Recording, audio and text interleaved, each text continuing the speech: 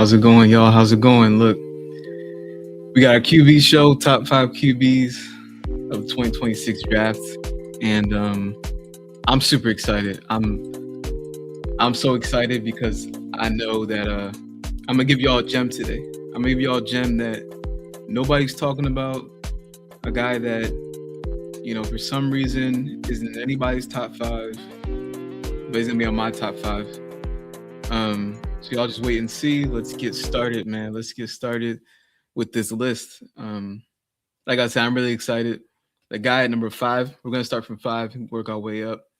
The guy I got at number five is a guy that if you watch any college football, you're probably really familiar with him. Even if you haven't, I mean, he's been around for so long that you probably come across his name at some point, and that's Carson Beck. And I know a lot of people frowning their face right now. Carson Beck, he's not a guy that anybody really likes. He's been all over the college football. Like he's been on so many different teams. He's been playing college football for so long, which I mean, it's kind of common nowadays, but it's still kind of a red flag for a lot of people. The fact that you weren't able to come out. But with Carson Beck, I mean, he can make some really good throws. He can be really poised in the pocket. I think for him, it's just the consistency. And I'm not saying that Carson Beck is going to be a real starter. I'm be honest, he's my number five prospect, and usually with the top fives, everyone's a starter. But this QB class this year is such a poor class. I even think last year's class was better. I mean, we'll see how it shapes out because last year, you have to me Cam Ward is still good. I think Cam Ward is gonna be good. I always rooted for Tyler Shuck. I was I was one of the guys that was definitely down for Shuck. And we got Jackson Dart as well, who looks like he has a lot of promise. And we got some other QBs like Shador and all them that we'll see how they pan out. And the same thing with the rest of these guys. We don't know how they're going to pan out yet. But with this class in particular, I think at number five, we got a career backup. Now, I think Carson Beck is going to be an elite backup. I think he's going to be a great backup. I think he's going to be a backup that, like, if you have him on your team, you're going to really appreciate this guy. Because I think he's a good QB. I think he's good. I'm not going to slam this guy. I think Carson Beck can really play. And I think if your team drafts Carson Beck, hopefully you already have a QB. Hopefully you're established. I think he could come in every now and then, get you some wins, get the job done for you. I think he's going to trick a lot of people to thinking he's your everyday starter. But I think he's going to map out a good career as a backup. Backups like, you got Davis Mills, my guy, Charlie Batch, guys that come in that you're really satisfied with, you're really happy, and you don't lose any sleep because you got a veteran behind you. Well, you got a good player behind you. I think he's going to be in the league so long that he's going to be a great veteran in the future. And I love what I'm seeing from him as a backup. I have a feeling somebody's going to start this guy and make that mistake, but we'll see. Next guy I got is a wild card for sure. And this guy is really scary as a player.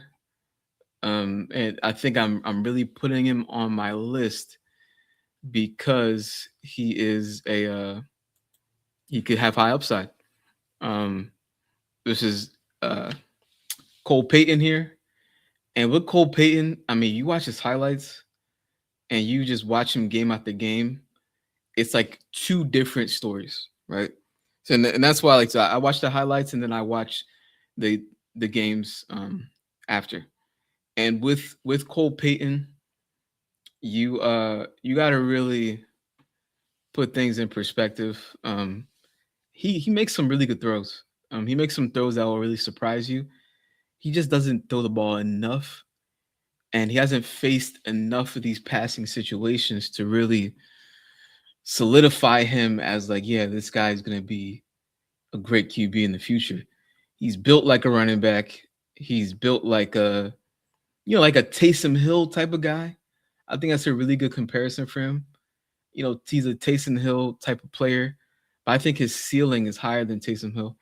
I think he could, depending on the situation, I think he could really develop into a starter. Um, he's a really physical quarterback. He's a lefty with a weird throwing motion. Now, this is why he scares me as a player because, like, if you when you have this kind of throwing motion, we've all seen it with Tim Tebow. It's a situation where you're kind of he has left hand. He's a lefty. He's like you can see in the picture. He's like whipping it back here, and a lot of times you want to have it up and throwing like this, and it's just a little scary. He kind of whips it. He kind of whips his hand around when he throws the ball, the same way kind of Tim Tebow did, and it's really scary to see. And honestly, if your team drafts this guy, one thing I could think first off, I don't think you should draft him in the first 2 rounds. I think he's a guy you get in the third round, end of the third.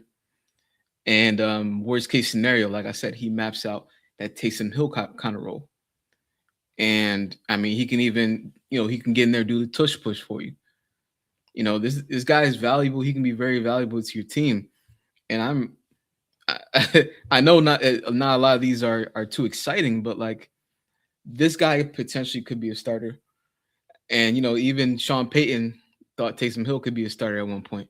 I think Cole Payton is going to be a lot better than Taysom Hill, and we'll see. It's going to be really interesting. Now, with the third guy, it's a guy that I'm really hype on. A guy that I've really been trying to tell people about. A guy that I've been really watching, and I think he's getting disrespected. And I'm gonna show y'all who I'm talking about now, and that's Sawyer Robinson. Now, y'all probably don't even know who Sawyer Robinson is.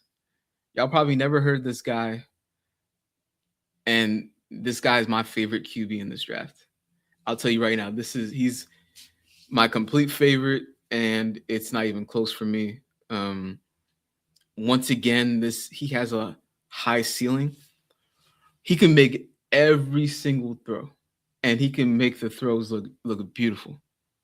And I'm kind of wondering why we push some agendas for certain QBs and not others. I think that's what's going on here, because I mean he has the height. I mean, I got him here. He's listed as 6'4". I mean, he ran a 4.6 40. 4.6 is the baseline. So if you run a 4.6, you're fine at QB. You don't want to run slower than a 4.6. So he has all the measurables. He has the speed.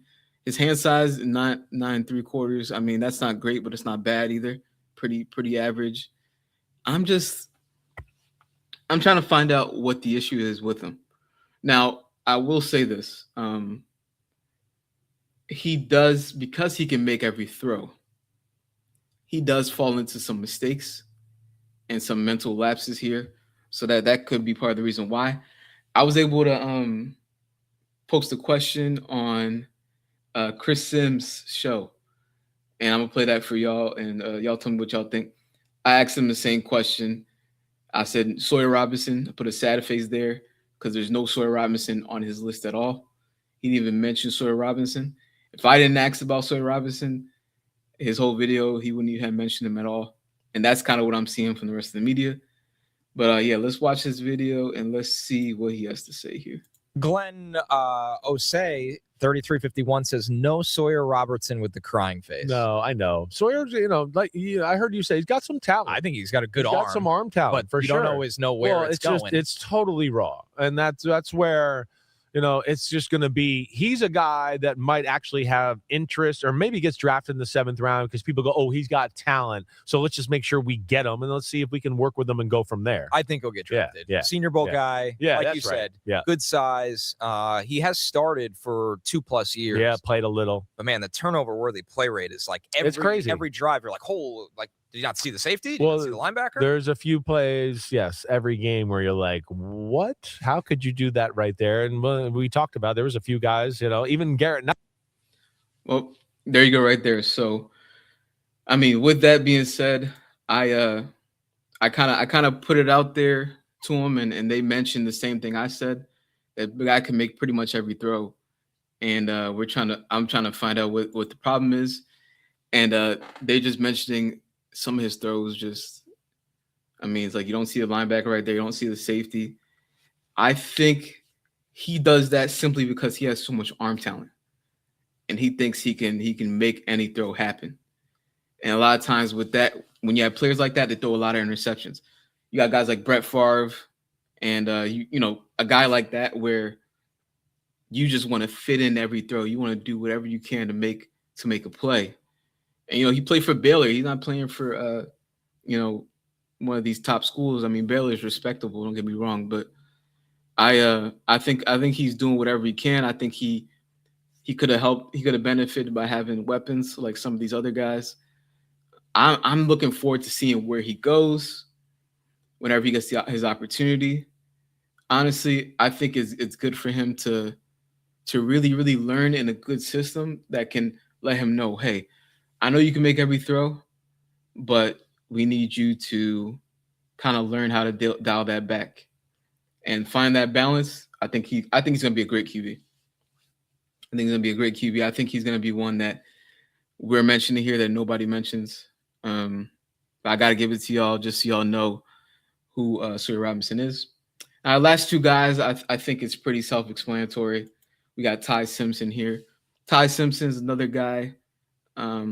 He's Brock Purdy straight up. He's a Brock Purdy type of guy. I heard some people say Jared Goff, similarities, not height or size, but just similarities. But to me, he's Jared Goff. And I'm sorry. To me, he's the guy the 49ers, Brock Purdy. And I think that he needs some time though. He's scary because he's been injured. Once again, he's a smaller guy who's been injured, and we're seeing Brock Purdy deal with some injuries. Smaller guy gets injured. His first 8 games were elite. And he's getting drafted simply off those first 8 games where he was sensational. And I guess the question is he as great as those first 8 games? Or is he as great, or is he as bad or mediocre as he finished the season? Because as he finished the season, he started looking really, really, really bad. So that's the question there. Is he really those first 8 games? If he's those elite player that he was in those first 8 games, somebody's going to get a steal here with Ty Simpson. But to me, I think it's somewhere in between. I think he's going to be a Brock Purdy. I think if you want to draft somebody in the first round, you don't draft somebody in the first round and say, I want Brock Purdy. You're going to say you want somebody who can change your franchise. And no offense to 49er fans, Brock Purdy's a solid QB. I think that's what Ty Simpson's going to be. And the last guy we got here, don't got to really say too much. I mean, the picture says itself here. He is a champion, national champion. He's a funny guy, as you can see in this picture. He's a character for sure. I like the guy. I think if we're not careful, we may overrate him a little bit, but I think he's really good.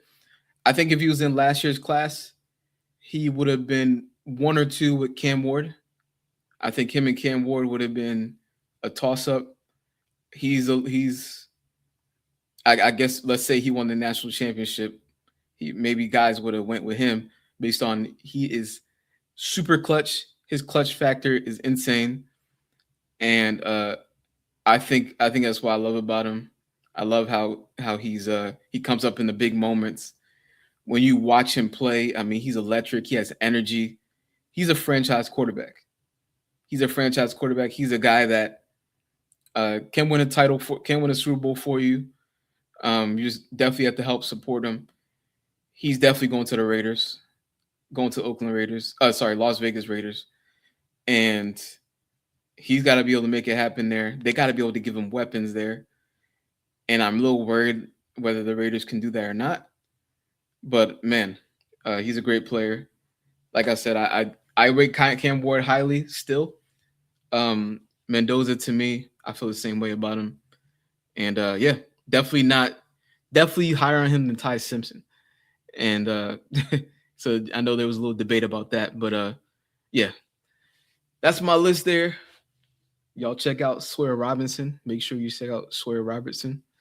And and yeah, I'm excited for y'all to watch this. And the draft is what less than 3 weeks away or 3 weeks away from now. And hey, good luck to all your teams. Good luck to everybody who y'all draft. Man, let's see these QBs, man. Let's see if we have some other franchise guys I didn't mention here. You know, I mean, there's some guys I didn't mention. There's Garrett Nussmeier, LSU. We got Drew Aller. And so all my Steeler fans out there, there's a reason Drew Aller is not in my top 5 list. He's Joe Flacco to me. I'm just give a little summary on Drew Aller to me. Drew Aller to me is Joe Flacco with no clutchiness. You know what I mean? And Joe Flacco went on a Super Bowl run. He was super, super clutch. Why would I want Joe Flacco? Why would I want the version of Joe Flacco that's not clutch? That's my assessment on Drew Aller. I know he can make. I know he can. He has a big arm. I know he's a somewhat mobile, just like Flacco was somewhat mobile at some point. I just not interested in Sawyer Rob and Drew Aller. Sorry, but not sorry. But yep, that's my list. And yeah, I hope y'all like it. And give me a comment if you think there's a guy I missed or guy I haven't talked about. And yeah, let's get going. I'll see y'all.